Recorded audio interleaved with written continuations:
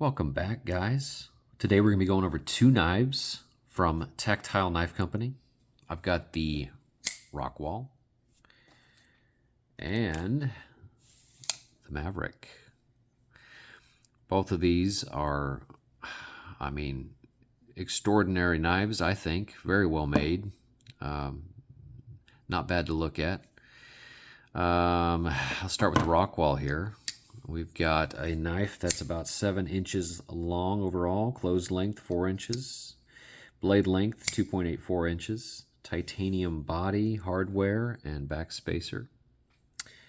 It's a liner lock, ceramic bearings. Mine is in 20 CV steel. I think now they're mostly in Magna Cut, but the time I got it, you had the option of 20 CV or Magna Cut, and there was no Magna Cut, so I went with 20 CV. You can see the milling on this thing, man. It's just, if you can't see it, you can definitely hear it. These tiny little lines going across the body. Even the pivot screws just have a great design on them. The thumb studs as well have these, basically these milling lines all around the circumference of them. And they're positioned so close to the body, if you put just the slightest pressure, it just fires out. Great knife for, travel knife. If you don't want to carry a monster knife with you, you basically forget you have it in your pocket. It's a nice size, I think. It's been a really good one. This boy is bigger, and some say prettier, which, they've got that this neat pivot collar here, this blue coloring to it. It's eye-catching. Same situation on the milling on the body. If you can't see it, you can hear it. We are specs on this one. It is overall 8.18 inches, blade length 3.5 inches, closed 4.7. This one's in Magna Cut.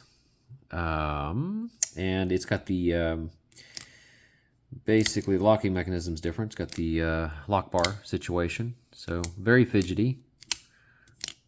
And it fires open. It's it's a smooth opening knife. Let's see what else we got here. Overall weight, 3.9 ounces. Titanium hardware as well, and handle, and pocket clip. Let's see. As far as comparisons go, well, when I first got the Rockwall, it was perfect. It fired open great, no blade play at all. And just overall, really, it felt good in the hand, good ergonomics for its size. I get all 4 fingers on there. Got some little micro jimping here on the top for your thumb. This is not a hard use knife, so you're not going to be taking it in the woods or anything, but it feels good in the hand. This one, same thing, good ergonomics on this. Definitely a lot more real estate here for your fingers. No jimping on the top here, but it feels good. It feels good in the hand. But my problem with this one is when I first got it, I had blade play back and forth, and I tried my best to fix that, tighten the screw a little bit. If you tighten it just a hair, not even barely a micro turn, and this thing turned into a fixed blade. I could not shut it very well. You could, but it was definitely not the way it was designed to be. So, after forever back and forth trying to find the sweet spot, I got it as good as I could, but still a little bit of blade play. And I wasn't expecting that because I was used to the Rockwall. Rockwall was just, solid as a rock, man, like its name. Rockwall, man. It was solid as a rock wall. No movement. Opens and closes perfectly. It's not exactly drop shut, but it's a very light blade, so I'm on camera guy. Behind the camera here is hard to do that. This one, it doesn't drop shut exactly either, probably because I've gotten it tightened too much because I'm trying to get rid of the blade play on it. It might just be mine. I don't know. I can't speak for all Mavericks out there.